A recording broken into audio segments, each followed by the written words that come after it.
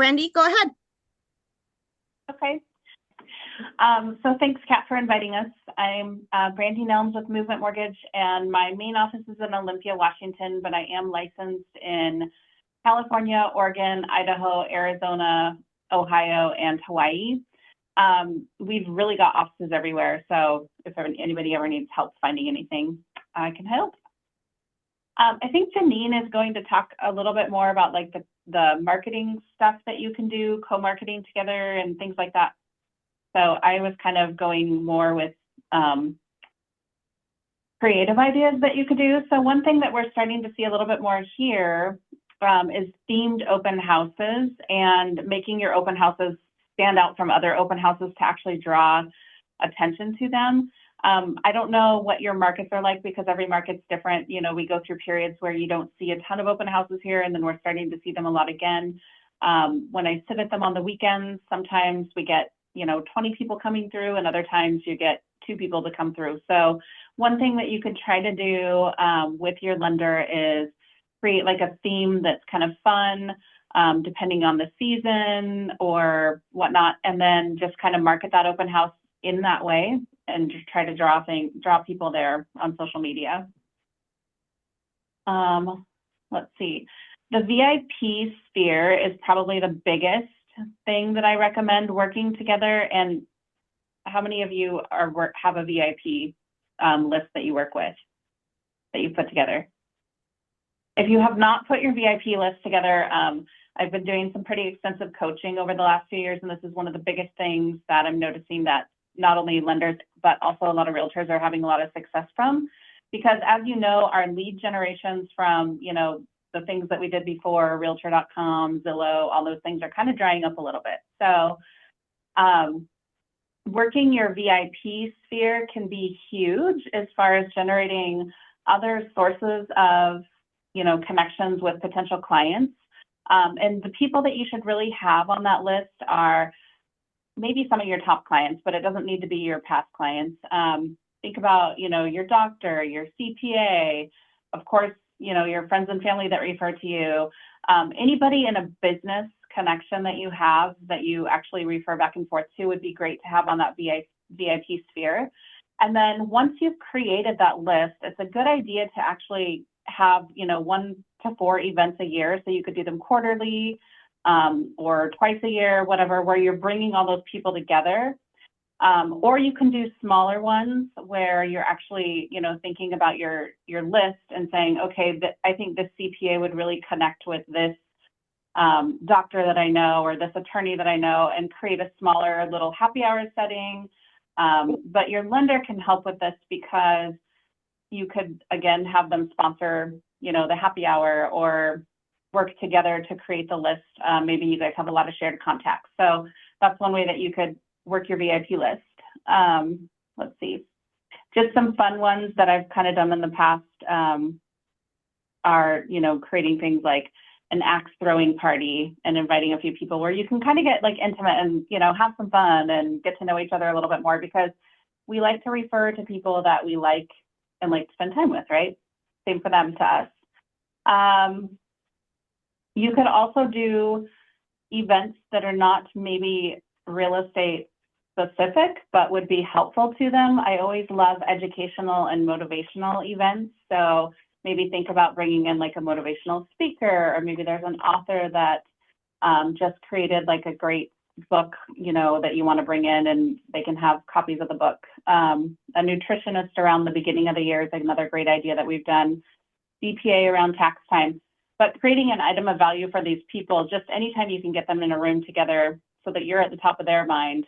I know a lot of people that have really, really increased their referrals over the past couple of years just by really creating a really great VIP sphere and working it really hard. Let's see. And then, of course, you've got your past clients that you could market with. Now, your lender may not have every single past client connection that you have, but they might still be willing to co-market with you or sponsor some of these events. The past client events is something that I've personally capitalized on quite a bit. I try to do a few a year, you know, whether it's a pumpkin patch party, you can rent out a pumpkin patch and have the lender there, maybe sponsoring hot cocoa bar or something like that. Pay for the pumpkins, whatever you want to do. Another thing that you could do is team up and actually create like seminars or presentations for past clients that you really connected with. You know, you might have a handful that are interested in becoming investors in the future. So maybe put together like a seminar with the lender where you have a panel of the lender, yourself as the realtor, and then maybe a couple of past clients that have actually done investing and tell the story. You know, the lender could talk about different investment products out there. The real estate agent can talk about how to maybe look for a potential great investment property. The clients can actually tell their story of maybe how they bought their first house and use the equity to move up into investing. I mean, there's a lot of things you could do. So if there's anything specific that would be good for past clients to, you know, have more education on, that's another great one. I also love doing the idea of doing like a quarterly joint happy hour per se for everybody that closed in the last 90 days. So if you and the lender got together and you co-sponsored with each other a happy hour somewhere and invited every single person that closed in the last 90 days, you could also invite any insurance agents that were tied to the transactions, maybe the title and escrow officers, and also ask them to bring one friend that might be interested in learning about homeownership, because that gives them an opportunity to get excited about becoming, you know, we're all new homeowners. Maybe they might have questions for the insurance agents or for you. And then also the new people that they're bringing have exposure to the buzz of everybody just becoming a new homeowner and being able to ask any questions that they have to everybody that's there. So that's one that's good. For past clients, you can also do moving parties. So I've sponsored a couple of moving parties for some of my clients where I've purchased all the wine at their housewarming party. And, you know, it sounds cheesy, but they allow me to sit there with my business card. And if people have questions about lending or anything while they're checking out their friend's new house, then I'm there as a resource for that. So that's another great one. You could also do, think about past clients that have another seminar idea is maybe putting together like a financial literacy or credit literacy seminar for past clients' children. A lot of people don't know how to start building your credit or how to establish credit. So that's a great one that we've done in the past, where maybe some parents have kids in high school and they're trying to think about doing that. So anything, you just have, if you get creative with any subject that could be helpful to people, and then sponsor it together, market it together, you know, get it out there on your social media. Are you guys all big social media users? Yeah. A little bit. Another idea that I had, I think that's my last slide, but yes. Yeah, so our dare, Brandy, so which is our challenge that we're doing, we call it a dare, so it can be different than what everybody else says, but it's all about using social media. So those that are engaged in that are learning the ins and outs and tips and tricks for each platform. So yeah, it's great. Another idea is partner up together with a lender, or even, I guess you could do a title and escrow person or an appraiser, another realtor. You could buddy up together. There's a couple people around here that are doing like house hunting, where they're going around and doing great videos on social media of different houses at different price points, just to kind of showcase like what's available in your area at certain price points. And that's a really fun one, because you can even kind of create your own like show about it, you know, or something semi, and put it on there. So those are just some of the basic ideas. I'm gonna stop sharing, and then if you guys have any questions, we can go into that. all right, Janine, take it away. All righty. Well, good morning, everybody. Perfect. Slide that over there. So I didn't brand it to me because I don't know the rules in your state. And I'm going to caveat my very beginning statement with that, because title and escrow is incredibly regulated as an industry. And so what we can do to support you, what we can do to partner with you may be dictated by, here in Washington, we're dictated by the insurance commissioner. So you can see nothing is branded for this because I can get in trouble for that. But that doesn't mean they aren't a resource.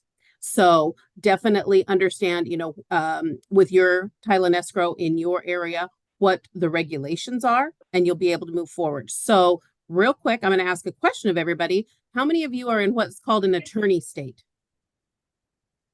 Oh, nobody. That means you have title and escrow. Okay. If you were in an attorney state like Georgia, something like that, they only have title partners because escrow is completed at the attorney's office, and that's where conveyance takes place. So we are not an attorney state. Sounds like none of you are attorney states. So guess what? You have title and escrow professionals that can truly help you with your business. So first thing I would say, set up a meeting, whether it's a phone call meeting, a Zoom meeting, something like that, and say, hey, I'm looking to partner with my title and escrow professional because I know you guys have resources, and believe me, we do. We have things that are informational for both you as an agent or for the lender, as well as for clients. We can assist with marketing. We're definitely a collaborative partner. We provide a lot of education and classes. I personally am a Washington State certified educator, and I teach clock hour classes for my agents a lot of times, but I also step in and assist them when they're teaching classes, and I'll teach on things that are specific. Again, if it's a first-time homebuyer class, I actually, Thomas, have somebody that is going to be doing a seller class. And so I was the first phone call they made. They're like, hey, I want to do a seller class. And I'm like, fabulous, because nobody's doing it. And they're structuring right now to do that as like a 90-minute seller class in an evening. And then, of course, networking. And we're going to talk about all the different types of networking that may be available to you. So the first one, I'm like, information. Obviously, we all know that property conveyance. Can you tell? I was doing this, late into the night last night. It can be complicated. So having a resource for tough questions, we have all kinds of things. Here at our office, we have buyer-seller packets. Kat was saying that she created her own buyer-seller packets. Well, guess what? Sometimes you don't have to do that. If you want buyer-seller packets that they may, of course, be branded to the company, but that doesn't mean you can't include your information in there. And typically, all of that stuff is at no charge to you. So you don't have to have that outlay. And I know that for our buyer-seller guides, I can provide them printed. I can provide them electronically, because sometimes that first conversation you're going to have with the client, they may not even be here. Like Kat was saying, the Honda plant, things like that, if she wanted to be able to send that information off. We also have ours in multiple languages, electronically and printed. I can provide them in German, Spanish. We have a large Asian population here, both Vietnamese and Korean, as well as Chinese population. And so I have those packets in all of those languages as well, because you never know if everyone in the household that may be making that buying decision is primarily an English speaker. And so being able to reach out to them on their level can really go a long way to show that you're prioritizing them in the manner they would like to communicate. And marketing. I want to say this is probably half of what I do, is assist my clients, whether they're agents or lenders, with farming, because they may not have a very big sphere and they may not be utilizing the area perhaps that they live in or that they want to target to maximize that. I help them create those farms. Again, you can get those from your title company, and they can give you ones that are completely created for you. They're just like, hey, I want this subdivision. Go ahead and give me 150 names, addresses, and I want nobody that sold in the last 3 years, and I want only owner occupied. We do that. We do that every day. But we can also provide you resources where you can do some of that farming on your own. If you're like one of those that likes to sit up at night and get on the computer and see all the possibilities, we have the ability for you to farm with some of our platforms that we provide. And again, very inexpensive. If you're getting a farm list from me, it costs about $2 up to about 500 names. And I've scrubbed it. When I send a farm out, It doesn't have any junk addresses on it. It is really something that you're going to be able to take and utilize and send out your message. And if you're doing the more of the self-service, I think it's nice to have layers on that one. Sometimes those can give you more in-depth information. You can get emails, you can get phone numbers. So if you want to have a multiple stream of how you are getting your messaging out, you can do that. You can also do one-offs. I just used it yesterday for a client that needed a phone number for a specific seller, and I was able to go on to that farming platform. It cost me 5 cents to get that phone number for that client. So, I mean, we're not talking these are expensive outlays. It's just another avenue to get great information. Postcard build. I actually built 2 postcards with clients yesterday. They have their farm area. One was where she had just sold on a waterfront lot in an area. I always say that no one ever moves out of that area. And I was really thinking she was pretty brave to farm there, but she's got it in. And I said, okay, well, there's only 30 homes in that area. You know what? We're going to grab another 50 on either side that are also waterfront. And we're going to grab the development right behind you that I know is very high-end custom homes. And that one was about 20. So we gave her about 100 and we built that just sold postcard and messaged it for her, got that sent out. Of course, she pays for all of that, but she doesn't pay anything for my assistance. Because the way it comes back to me, and the reason we do this is because we know if we make our clients more successful in what they're trying to accomplish and make it a little bit easier for them, that in turn comes back to us at the title company. So we were able to send those postcards out here. And of course, it would be nationwide. You guys can tap into some of those resources as well. Those postcards cost about 92 cents a piece. And she paid $2 for her farm, 92 cents for 110 postcards, I think, by the time we were done. They're nice, like 5.5 by 8.5, all glossy on one side. And they have a trackability feature that when the client receives them in the mailbox, they can actually scan a QR code and get a value estimate for their home. I have others that may be wanting to send out more personalized letters. It could be something as simple as for your neighborhood, you're doing a quarterly flyer of what's going on in the market, what's going on in the area, and you're just popping that in the little door crack as you walk around the neighborhood. Door hangers, another great thing. Pop-by ideas. I come up with probably on an annual basis another 100 ideas for pop-bys. So if you're like just stuck, it's okay. Tap into that resource.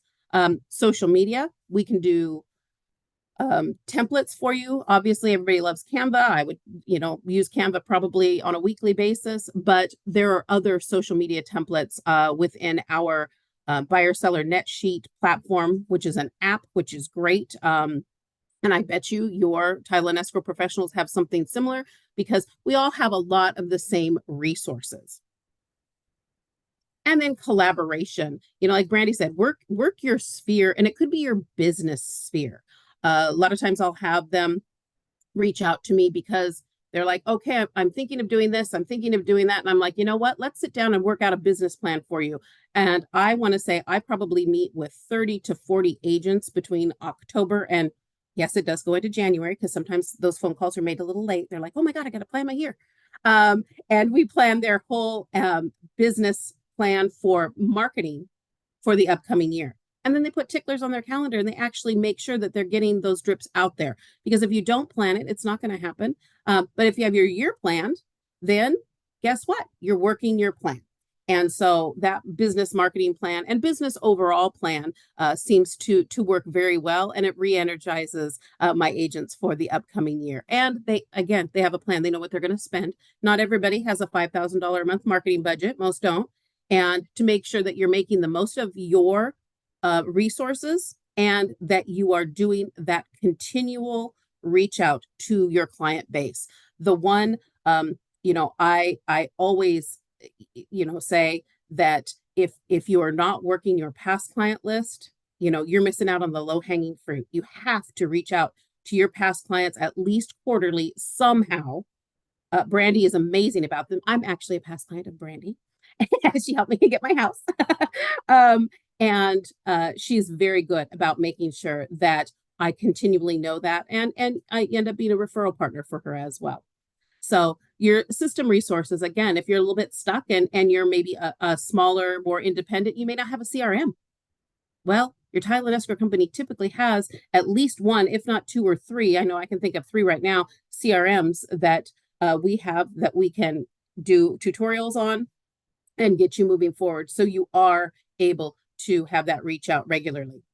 And then technology. I did touch on the fact that we have an app. We have more than one app, but we have one app that is #1 in the nation for Chicago title, but that means that's all of Fidelity. So I don't know what your brands are out there, but we have Fidelity, Tycor, Chicago. Hey, if you're in Texas, we have Alamo. Lawyers Title. There's a few different ones, but those are all under the Fidelity umbrella. And with the technology that we're able to have, we can share that with our clients. And typically our apps are very either free or very affordable. I know our buyer estimate and seller net sheet app is $10 a year. And that allows you to do within 15 seconds, a quick little net sheet, be able to do comparisons, a multiple offer comparison, all on one page. Because do you really want to hand them 4 stacks of 18 sheets and say, okay, yep, we're going to figure it out from here? Or would it be easier to just summarize that all on something that is branded to you with your picture, your logo, all on one page and say, all right, I took all of these and I broke them down. Here you go. And it's on one sheet and it's already templated for you. So that makes it really nice. And also that app has social media templates that you can pop in, whether it's something that you're doing an open house and you want to boost that. You can say, hey, to live in this house, it's pretty affordable. You know, you're looking at $1,100 a month for your monthly payment with this much down. That's a great one. Or just being able to provide that seller net sheet to your client in a pre-formatted way. You don't have to jump on. We have the MLS here, and I know that estimate sheet is super clunky. And ours is about 15 seconds, and you can text it, email it, Facebook it, however you want to go ahead and get that to your client. So that technology piece is absolutely key. And like I said, that one, which ours is called Chicago Agent One, but if you're working with like Tycor or Fidelity, it's going to be Fidelity One. It's all the same one. We just have it specifically branded to our brand. And I can speak from experience in using that. When I was in Washington State, I used the Chicago one all the time, especially with my buyers, because if they like a house, what's the first question out of their mouth? Well, how much is my monthly payment going to be? And so I would just go, well, let's check this out. It's just an estimate, but this is what it is probably going to look like. So you don't have to bug your lender every time or your title company every time your client wants to look at a house. So it is a really cool product. Thank you, Kat. Appreciate that. All right. So classes and education. Again, Brandy touched on this one too. Teaching a buyer class. Title partners. I probably do 3 to 4 home buyer classes on a monthly basis. A lot of times they're on Saturdays.